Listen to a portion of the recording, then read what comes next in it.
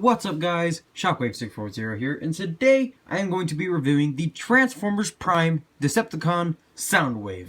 And I have to say, just right now, this figure is probably one of the best Soundwaves when it gets to this back section. The legs I do not like, I hate the legs and everything about them. They're just fiddly and annoying, that's all I gotta say. But let's get our two Shockwaves out of the way. And let's get in here and do the size comparisons. So bringing the camera down, here we have Soundwave in his UAV spy plane mode. That's what this is. So for the first size comparison, here we have the Funko Five Nights at Freddy's Foxy the Pirate. We have the Funko Pop Baby Groot from Guardians of the Galaxy. We have the Max Factory Figma Link, who, if you haven't seen his video yet, do be sure to check it out. He's a very cool figure, and he's one of my earlier videos. And a fellow Transformers Prime character is Ripclaw, who I randomly thought was Razorclaw, but do be sure to check out her review as well, because she is an excellent figure. Honestly, I'd have to say better than this, but this is still a good figure, and also this is a much older figure by at least a year and a half, I believe. So yeah, let's get into the details and take a look at Soundwave. So here he is. As you can see, he is a UAV spy plane. Kind of sloppy looking. I mean, if you look on the bottom, you can pretty much exactly see how the robot mode is going to work. And it really only looks like a UAV if you look at it from the front end right here. So yeah, it kind of sucks, but oh well. You do have this little wheel down here. I do find this kind of funny because his heels right here does kind of look like a mouth, and it makes this thing kind of look like a weird bird, so I find that kind of funny. He does have wings here. He's got little spikes on the ends of his wings. Here, if you just got Laserbeak plugged in, he just plugs in right there using this little port. I'll show him in a second. And then you have these two back fins and a thruster right there. And then you've got some purple. You got some more of that deep purple right there. You got some pink, which is in robot mode. And you got some more pinks along the side, and this very nice metallic grayish color, and then some more pink going along there, and then you have this dark, like dark brown kind of color, and then you have this dark gray. So very cool. I do quite like it. He's a nice figure. I just don't really care for the legs. But let's get down to the transformation. The transformation is extremely easy, but actually before I do that, I want to show off Laserbeak real quick.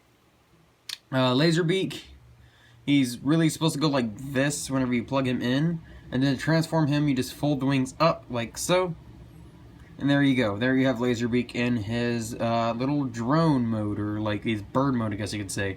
He's got his nice little tail there. He's got the symbol or the spot for a Decepticon logo, but of course they didn't put one there, and they didn't put anything there for his face. But he's supposed to have like a little purple visor kind of thing going on, and then you can adjust these wings however you wish.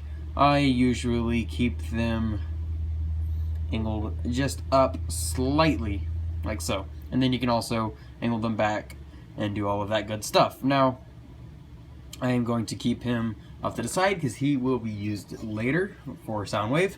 Now let's get to the transformation of Soundwave, which is very simple. You want to start by opening up this compartment right here and then popping out his head, which is supposed to be spring-loaded, but it's not really anymore. And then fold in the thruster and then close that back up. And you can see Soundwave's head, which is very nice looking. Now you want to untab these wings here from the sides of his hips. They just plug in using that long tab right there. You're going to swing these up, and these will lock into place right there, filling out his arm. And you're going to bring the arm in on that joint, bring it down, unclip it from this little clip, which plugs into that post right there. And then you're going to swing out the arm, which plugs in using the hole on his hand and that port right there, making his arm complete. And do the same on this side. Untab it, swing it up, lock it into place, swing it forward, do that, unclip that, and then fold out the rest of his hand, like so. And come down to his legs. What you want to do is you want to bring this section all the way up, like so. Bring these up. Fold that wheel in, bring these all the way back and down, like so. You want to split his legs apart, and then you're just going to bend them at this hinge right here, just causing his legs to be able to spread apart just a little bit more. Not by much, but just a little bit. And then kind of get his legs all straightened. Angle them back to give him his iconic chicken legs. And if you want to, you can fold these knee pads down as well. But I'm just going to keep them down for now. And then kind of bend his elbows a little bit. Like so. Like so. Kind of get him standing. It's very hard to stand. It does not like to stand, or at least my copy doesn't.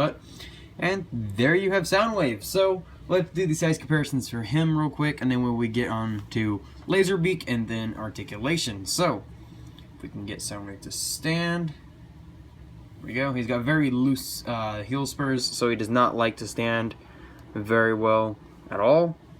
So here he is with Foxy, pretty much about the same height. Here he is with the Pop Baby Groot. Here he is with Figma Link, also pretty much the same height. Figma Link does stand taller at the head. And then with Ripclaw, who is much bulkier, but SOUNDWAVE is a much slender character, and he's actually quite short in the show, which is kind of weird, but he is. So let's look at the details.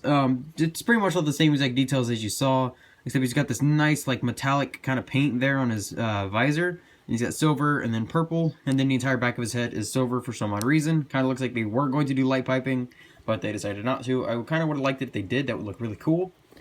But and then just move on. Just a nice detail going on throughout. Very cool. He's got his long spindly fingers right here. And then you go on, you got some pink there. You got that dark stripe right there. On the inside of his arms, you've even got some purple paint and such. And then the insides of his shoulders there. And then right under there underneath his head. So very cool. Laserbeak, you can either plug him up here and kind of get him in the iconic SOUNDWAVE perched pose, which doesn't work very well. Or you can take Laserbeak and plug him in right here, like so. And then fold these wings up, and they will fit right into these grooves right here. Just like so, completing his chest plate, which is how you completely ignore what you just saw. That was completely my fault. My bad, guys, my bad.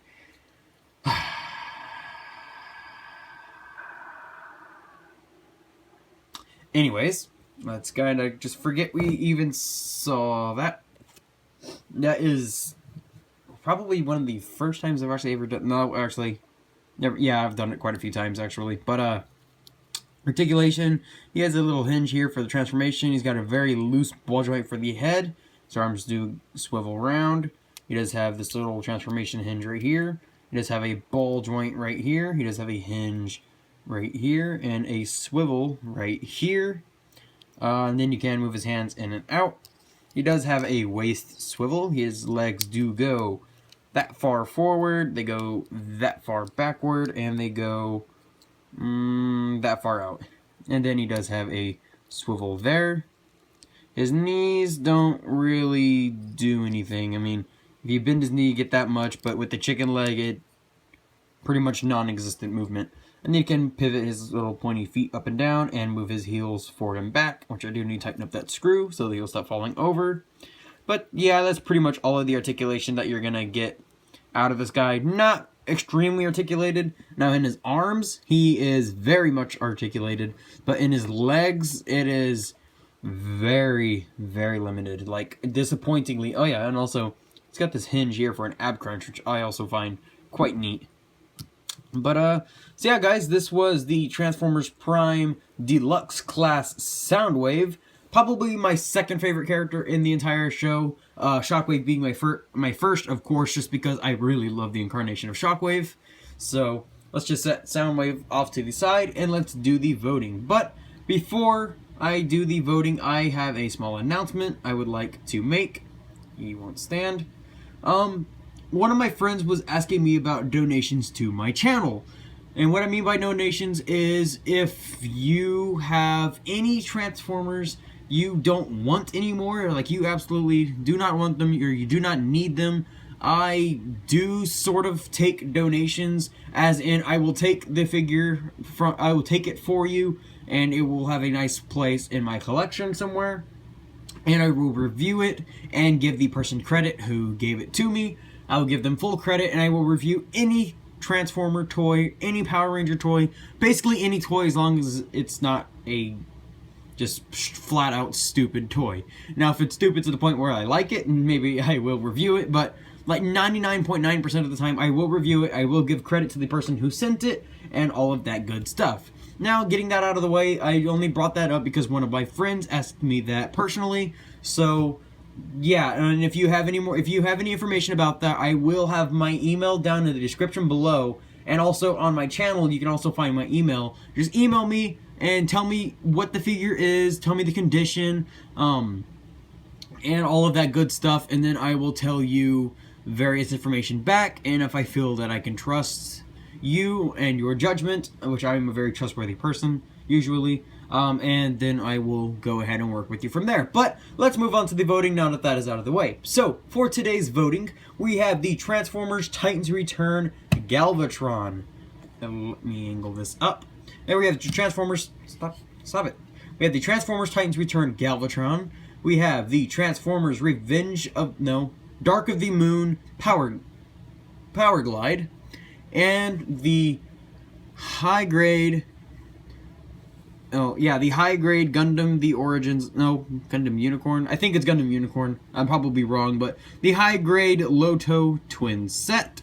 So, as always, there's an eye up there in the top right corner, and you can vote for the Transformers Dark of the Moon Power Glide, the Transformers Titans Return Galvatron, or the high grade Loto twin set.